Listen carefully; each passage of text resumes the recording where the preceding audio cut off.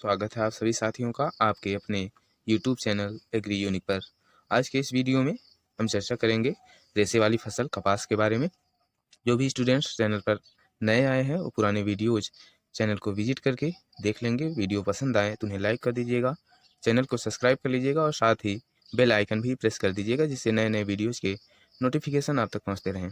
तो चलिए शुरू करते हैं आज का सेशन, कॉटन या कपास। इसका वानस्पतिक नाम है गोसिपियम स्पेसीज और कुल मालवेसी, उत्पत्ति स्थान भारत। यहाँ उत्पत्ति स्थान कई बार क्वेश्चन परीक्षा में बने हुए हैं, पूछे जा सकते हैं, मोस्ट इंपॉर्टेंट है, इसे आप नोट डाउन करते हुए चलिएगा। जो भी हम अंडरलाइन करते चलेंगे आप नोट डाउन करते चलिएगा। नेक्स्ट देखेंगे, कपास को सफ़ेद सोना या रेशा वाली फसलों का राजा कहा जाता है। व्हाइट गोल्ड और किंग ऑफ फाइबर भी कहते हैं। इसे कपास की खली में 6% नाइट्रोजन पाया जाता है। विश्व में कपास के क्षेत्रफल में भारत का स्थान प्रथम है, तो ये स्थान भी आप याद रखिएगा। नेक्स्ट क्वेश्चन की तरफ चलते हैं, नेक्स्ट पॉइंट की तरफ। सॉरी, वर्ष 2020 में उत्पादन में भारत का द्वितीय स्थान है।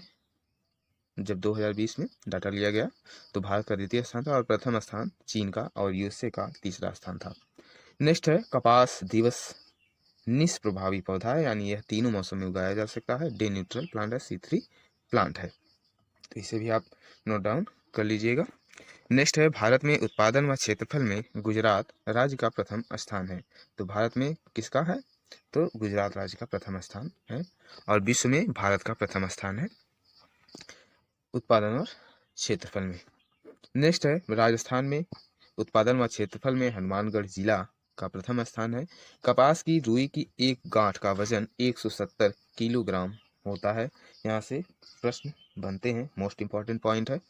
नेक्स्ट है, जबकि जूट की एक गांठ का वजन 180 किलोग्राम होता है। ये दोनों के दोनों आपके मोस्ट इंपॉर्टेंट है, इसे आप नोट डाउन जरूर कर लीजिएगा और याद भी रखने की कोशिश करिएगा कि याद रहे। नेक्स्ट है, कपास में तेल की मात्रा 15 से 25% पाई जाती है। नेक्स्ट है, कपास में रेशा व बिनौला का अनुपात 33% होता है। यहाँ से भी क्वेश्चन आपके बने हुए हैं। नेक्स्ट है, उन्नत किस्म में रेशा की मात्रा बीजों से अधिक होती है। और नेक्स्ट पॉइंट देखेंगे तो सीड कॉटन अपान कपास बराबर क्या होता है, सीड प्लस लिंट। कपास जो होता है वह सीड प्लस लिंट होता है। लिंट मीन्स रेशा और सीड के साथ को हम क्या कहते हैं, कपास कहते हैं। नेक्स्ट है, कॉटन सीड किसे कहते हैं, तो लिंट को हटाने के बाद जो भी बचता है वह कॉटन सीड कहलाता है। नेक्स्ट है, कपास का रेशा फल से प्राप्त होता है जो सेल्यूलोज से बना होता है। ये आपका जो पॉइंट है ये वाला सीड कॉटन, यह भी इम्पॉर्टेंट है, इसे भी आप याद जरूर रखिएगा।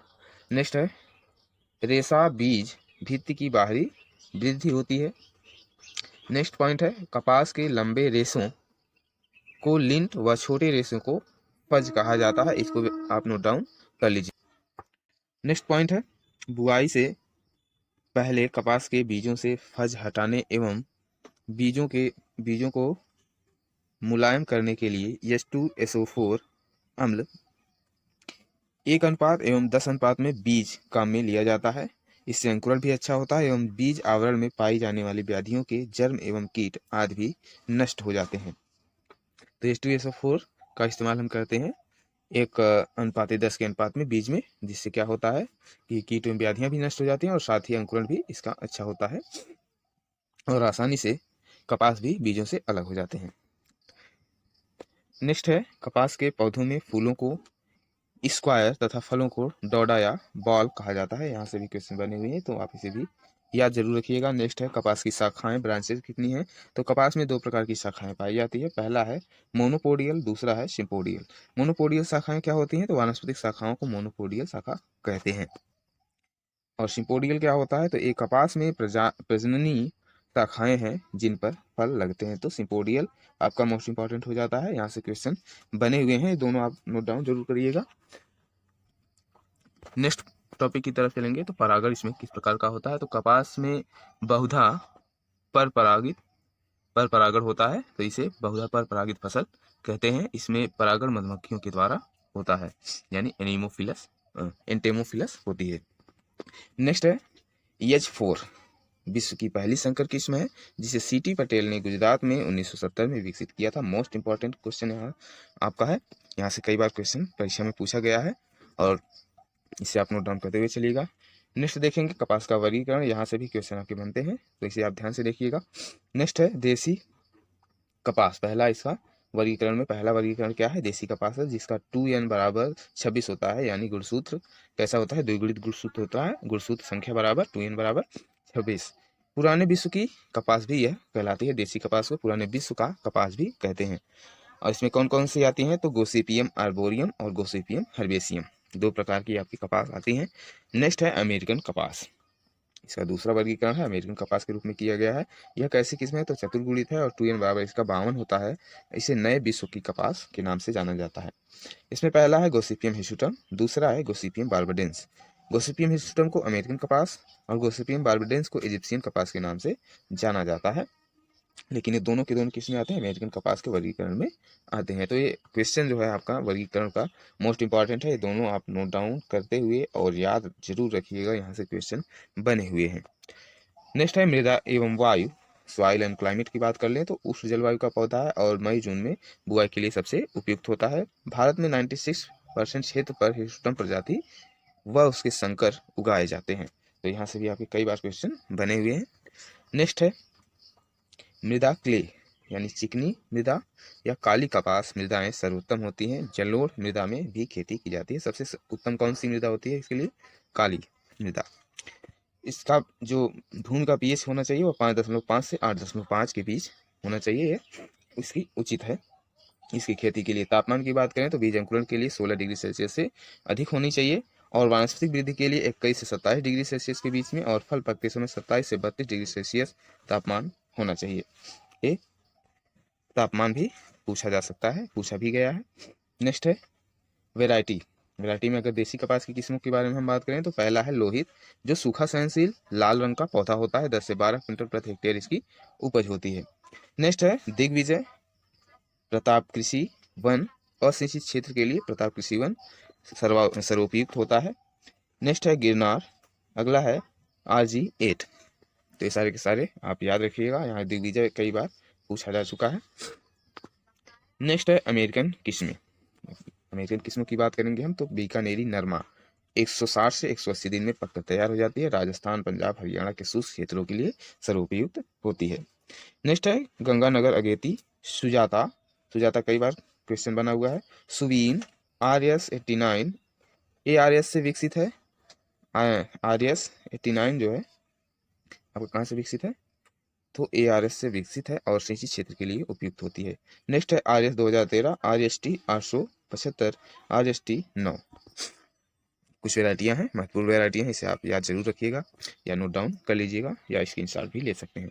नेक्स्ट है संकर किस्में, संकर किस्मों की बात अगर हम करें तो EH4 संकर 4, जिसे हाइब्रिड 4 या संकर 4 के नाम से जानते हैं। तो कपास की प्रथम हाइब्रिड है जो सीटी पटेल द्वारा GAU यानी गुजरात एग्रीकल्चर यूनिवर्सिटी से विकसित किया गया है। EH6 संकर किस्म है, GJ 22। नेक्स्ट है वारा लक्ष्मी, वारा लक्ष्मी UAS धारवाड़ द्वारा विकसित अंतर जातीय संकरण है। नेक्स्ट है मरु विकास, राजस्थान HH16 राजस्थान की प्रथम हाइब्रिड कपास है। नेक्स्ट है सूर्या सविता MCU 5, अत्यधिक लंबा रेशा पाया जाता है किसमें, MCU 5, तो यह भी आपके लिए मोस्ट इंपॉर्टेंट हो जाता है। नेक्स्ट है धन लक्ष्मी। अन्य कपास की किस्में कौन सी हैं, तो BT कपास की किस्में, BT कपास की किस्मों के बारे में हम बात कर लेंगे। BT कपास की किस्मों के लिए हम देखेंगे इसमें कौन कौन से हैं, तो अंकुर, यहाँ से कई बार क्वेश्चन बना हुआ है। ये अंकुर जो है इसमें बैसिलस थ्रेंजेंसिस नामक जीन कीट के जीन को इसमें डाला गया है, जिससे क्या होता है, यह बालवर्म के प्रति रोधी होता है। नेक्स्ट है MECH4। नेक्स्ट है RCH 129, MECH 162, बालगार्ड 2। तो ये है आपका BT कपास। बीज दर की बात कर लेंगे यहीं, तो देसी कपास है अगर तो उसके लिए बीज दर कितना होना चाहिए, तो 10 से 18 किलोग्राम प्रति हेक्टेयर देसी कपास के लिए, और दूरी 45 गुणे 45 से 60 गुणे 15 सेंटीमीटर, यानी 45 से 60 सेंटीमीटर क्या होना चाहिए रो टू रो, और 15 सेंटीमीटर आपके पौधे से पौधे की दूरी होनी चाहिए। ये दोनों आप जो सीड रेट दिया हुआ है याद जरूर रखिएगा, यहाँ से कई बार क्वेश्चन बने हुए हैं। नेक्स्ट पॉइंट है, देसी कपास के बीज छोटे आकार के, पौधे पतले व सीधे रहते हैं, डोडों के पकने के बाद भी रुई नहीं झड़ती है, रेशा आकार में मोटा व छोटा होता है तथा कीट व्याधियों का प्रकोप इस पे कम होता है अमेरिकन कपास की अपेक्षा। नेक्स्ट है 18 से 20 किलोग्राम प्रति हेक्टेयर अमेरिकन कपास का बीज दर है, और दूरी है 60 गुणे 30 सेंटीमीटर, उसमें क्या था 60 गुणे 15 सेंटीमीटर, 45 से 60 गुणे 15 सेंटीमीटर। नेक्स्ट है पादप संख्या 55,000 प्रति हेक्टेयर होनी चाहिए। इसमें इसके लक्षणों के बारे में बात कर लेंगे तो इस कपास के बीज बड़े आकार के, पौधे बड़े एवं झाड़ीनुमा होते हैं, रुई चमकीला होता है लेकिन पकने पर झड़ती है। नेक्स्ट है इस कपास में बीमारियों का प्रकोप ज्यादा होता है तथा रेशा पतला व लंबा 2 सेंटीमीटर से अधिक होता है। नेक्स्ट है नेक्स्ट है संकर कपास। संकर कपास में 2 से 3 किलोग्राम प्रति हेक्टेयर बीज उपयुक्त होता है, दूरी 100 गुणे 60 सेंटीमीटर, और पौधे की बात करें तो 13,388 पौधे प्रति हेक्टेयर होने चाहिए। नेक्स्ट है बीटी कपास की बात करें तो बीटी कपास का बीज दर 1 से 1.5 किलोग्राम प्रति हेक्टेयर, 1 से 1.5 किलोग्राम प्रति हेक्टेयर बीज दर उपयुक्त होती है। तो आपके कपास के जो जितने भी बीज दर दिए गए हैं उसे आप याद जरूर रखिएगा, यहाँ से कई बार क्वेश्चन परीक्षाओं में बने हुए हैं। नेक्स्ट है दूरी की बात करें अगर बीटी कपास की तो 100 गुणे 100 सेंटीमीटर यानी 10,000 पौधे प्रति हेक्टेयर में होने चाहिए। नेक्स्ट पॉइंट देखेंगे, बीटी कपास के बीजों के पैकेट के साथ 20% बीज नॉन बीटी कपास के भी दिए जाते हैं, जिन्हें लगाना आवश्यक होता है, जिससे कपास के डोडों की लट्टें बीटी कपास के प्रतिरोधी नहीं हो पाती हैं। नेक्स्ट है विश्व में बीटी कपास की पहली पीढ़ी BG1 1966 में विकसित हुई, जिसमें कपास के डोडे की लटों को मारने वाली क्राई 1AC जीन, ये आपका मोस्ट इंपॉर्टेंट है, दोनों का दोनों, ये पूरा का पूरा पॉइंट जो है आपका इंपॉर्टेंट है, इसे आप स्क्रीनशॉट या नोट डाउन जरूर कर लीजिएगा। बैसिलस थुरिंजेंसिस बैक्टीरिया से प्राप्त कर कपास के पौधे में डाली गई थी, जिसे भारत में लगाने की अनुमति 2002 में GEAC द्वारा मिली। तो ये आपके जितने भी पॉइंट है यहाँ पर जीन है बैसिलस थुरिंजेंसिस है, ये सब कुछ आप जरूर याद रखिएगा। नेक्स्ट है विश्व में बीटी कपास की दूसरी पीढ़ी 2006 में विकसित की गई, जो कौन सी पीढ़ी थी BG2, जिसमें क्राई 1AC एवं क्राई 2AB जीन डाली गई, क्योंकि कई क्षेत्रों में BG1 किस्मों के प्रति डोडे की लटें रोधी हो चुकी थी। भारत में BG1 एवं BG2 दोनों ही किस्में प्रचलित हैं। नेक्स्ट की बात करेंगे तो बीटी कपास के मुख्य खेत के चारों ओर 20% क्षेत्र में नॉन बीटी कपास उगाना रिफ्यूजिया कहलाता है। यह RPSC के 2009 में पूछा भी जा चुका है। वीडियो पसंद आए तो आप सभी लोग इसे लाइक जरूर कर दीजिएगा और ज़्यादा से ज़्यादा इसे शेयर करिए, जिससे ज़्यादा से ज़्यादा लोग इसे लाभ उठा सकें। और आप सभी लोग हमारे टेलीग्राम चैनल से जरूर जुड़ जाइएगा, क्योंकि वहाँ पर आपको प्रतिदिन 5 प्रश्नों के क्विज दिए जाते हैं और महत्वपूर्ण क्विज से संबंधित जानकारियाँ भी प्रदान की जाती हैं। तो नेक्स्ट पॉइंट देखेंगे, भारत में बीटी कपास का क्षेत्रफल 12.6 मिलियन हेक्टेयर, कुल कपास का 96% होता है बीटी कपास। भारत में सबसे ज़्यादा बीटी कपास उगाई जाती है। बीटी कपास की भारत में स्वीकृति 2002 से, व्यावसायिक उत्पादन 2002 से 2003 में प्रारंभ हुआ। तो ये आप जरूर याद रखिएगा, सन जो है पूछा जाता है। नेक्स्ट है बीटी कपास में टर्मिनेटर जीन डाली जाती है, जिससे इसका प्रभाव पौधे में केवल 1 वर्ष तक रहता है। इस कारण बीटी कपास के बीज प्रत्येक वर्ष नए खरीदने पड़ते हैं। नया बीज इसका प्रत्येक वर्ष आपको खरीदना पड़ेगा, जो कि का आर्थिक रूप से महंगा पड़ेगा। तो बस आज की वीडियो में बस इतना ही। मिलते हैं नेक्स्ट वीडियो में। नेक्स्ट वीडियो में हम चर्चा करेंगे खरपतवार प्रबंधन का। आप सभी का धन्यवाद पूरा वीडियो देखने के लिए। मिलते हैं नेक्स्ट वीडियो में, तब तक के लिए आप सभी साथियों का धन्यवाद।